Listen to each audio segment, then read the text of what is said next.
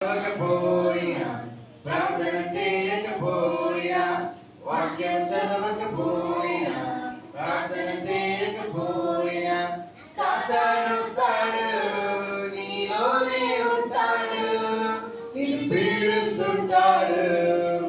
సాతాను వస్తాడు, నీలోనే ఉంటాడు, నిన్ను పీడిస్తుంటాడు.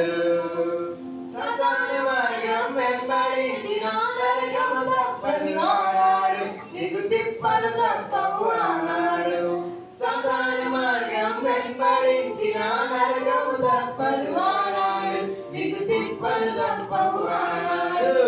అమ్మమ్మో నొప్పులు, అయ్యయ్యో బాధలు, అమ్మమ్మో నొప్పులు, అయ్యయ్యో బాధలు. ఎక్కడ తెలుసా? సాతాను మాట పెట్టి ఎక్కడ తీసుకెళ్తాడు? వాళ్ళ ఇంటికి తీసుకెళ్తాడు. వాళ్ళ ఇంట్లో కూలర్ ఉంటుందా, ఏసీ ఉంటుందా? ఏముంటుంది సాతాను ఇంట్లో? మంటలో రెండు నరకం ఉంటుంది. సాతాను మాట వినకూడదు. ఎవరైనా అరే వాడిని కొట్టేదా రాండ్రా, రే మనం తాగుదాం రండి, సిగరెట్ తాగుదాం రండి, లేకపోతే మందు తాగుదాం రండి. మీరు పెద్ద అయిన తర్వాత మీ ఫ్రెండ్స్ అలాగే మిమ్మల్ని అడుగుతారు, ఏం కాదు రా వచ్చాయి, నాకు సిగరెట్ తాగడం అంటే ఇష్టం రా, ఆ సినిమాలో హీరో తాగుతాడు కదా అట్లా నేను కూడా తాగాలనుకుంటున్నాను రా అని చెప్పని, లేకపోతే ఆ సినిమాలో హీరో ఎట్లా చేసాడు నేను కూడా అట్లా చేస్తాను అని చెప్పేసి అని అట్లా చెడ్డ చెడ్డ మార్గాలు మీకు బోధిస్తాడు. వాడి మాట వినాడుతూ మనం ఎవరి మాట వినాలి?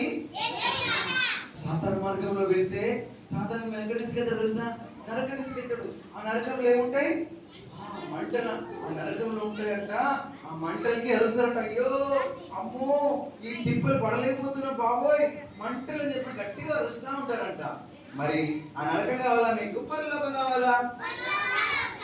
మరి నరకం కావాలంటే సాధారణ మాట వినాలి. వీళ్ళు ఎంతమంది సాధారణ మాట చేయదండి? మంచిగా సరే ఓకే రైట్, వినండి సాధారణ మన మాట వినాలి. ఓకేనా? కూర్చోనా తల్లి.